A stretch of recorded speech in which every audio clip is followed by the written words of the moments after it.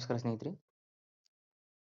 ಬಿ.ಎಡ್ 2025 third ರೌಂಡ್‌ನ option entry ಬಿಟ್ಟಿದ್ದಾರೆ.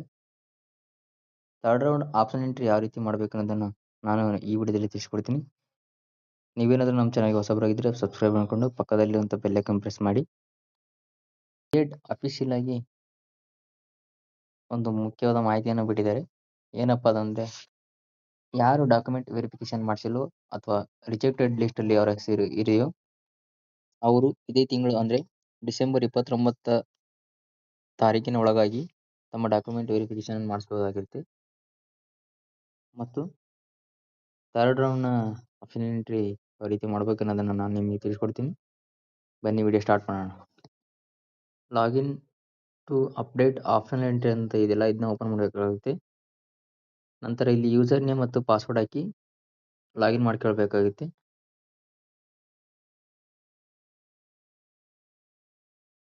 ನಂತರ second ರೌಂಡಲ್ಲಿ ನೀವು ಮಾಡಿದಂಥ ಆಪ್ಷನ್ ಎಂಟ್ರಿ ಅಂದರೆ ಯಾವ್ಯಾವ ಕಾಲೇಜ್ನ ಆ್ಯಡ್ ಮಾಡಿದ್ದೀರಿ ಅಂತಂದು ಇಲ್ಲಿ ನೋಡ್ಬೋದಾಗಿರುತ್ತೆ.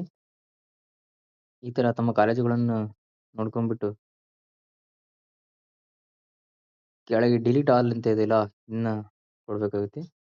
ನೋಡಿ, ಈ ಥರ ಎಲ್ಲ ಕಾಲೇಜುಗಳು ಆ್ಯಡ್ ಆಗಿರೋಂಥ ಕಾಲೇಜುಗಳು ಡಿಲೀಟ್ ಆಗಿರ್ತವೆ. ನಂತರದಲ್ಲಿ ಯಾವ ಯಾವ ಡಿಸ್ಟ್ರಿಕ್ಟಲ್ಲಿ ನಿಮ್ಗೆ ಕಾಲೇಜ್ ಬೇಕಾಗಿರುತ್ತೆ ಅದನ್ನು ನೀವು ಸೆಲೆಕ್ಟ್ ಮಾಡ್ಕೊಂಬಿಟ್ಟು ಅದು ಆ್ಯಡೆಡ್ ಕಾಲೇಜ್ ಅಥವಾ ಅನ್ಎಡೆಡ್ ಕಾಲೇಜ್ ಅಂತ ಸೆಲೆಕ್ಟ್ ಮಾಡಿಬಿಟ್ಟು ನಂತರದಲ್ಲಿ ನಿಮಗೆ ಬೇಕಾದಂಥ ಕಾಲೇಜನ್ನು ಸೆಲೆಕ್ಟ್ ಮಾಡಬೇಕಾಗುತ್ತೆ. ಆಪ್ಷನ್ ಎಂಟ್ರಿ ಅಂದರೆ ಸುಮ್ಮನೆ ಆಪ್ಷನ್ ಎಂಟ್ರಿ ಮಾಡೋದಲ್ಲ, ಸೀಟ್ ಮೆಟ್ರಿಕ್ಸನ್ನು ಆಧಾರವಾಗಿ ಇಟ್ಕೊಂಡು ಯಾವ ಕಾಲೇಜಲ್ಲಿ ಎಷ್ಟೆಷ್ಟು ಯಾವ ಕ್ಯಾಟಗರಿ ಸೀಟುಗಳು ಉಳಿದಿದ್ದಾವೆ ಅದನ್ನ ಆಧಾರವಾಗಿ ಇಟ್ಟುಕೊಂಡು ತಮ್ಮ ಕಾಲೇಜುಗಳನ್ನು ಸೆಲೆಕ್ಟ್ ಮಾಡಬೇಕಾಗುತ್ತೆ.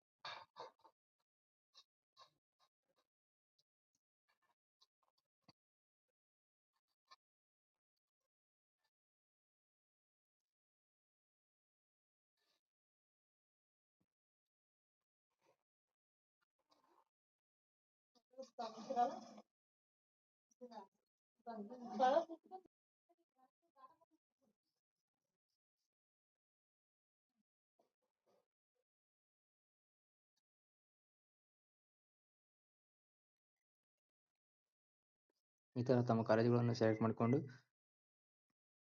ಎಷ್ಟು ಬೇಕಾದರೂ ಆ್ಯಡ್ ಮಾಡ್ಕೊಂಡು ಕಾಲೇಜುಗಳನ್ನ ಈ ಥರ ಆ್ಯಡ್ ಮಾಡಿಕೊಂಡು ಇಲ್ಲಿ ಸಬ್ಮಿಟ್ ಅಂತ ಕೊಟ್ಟರೆ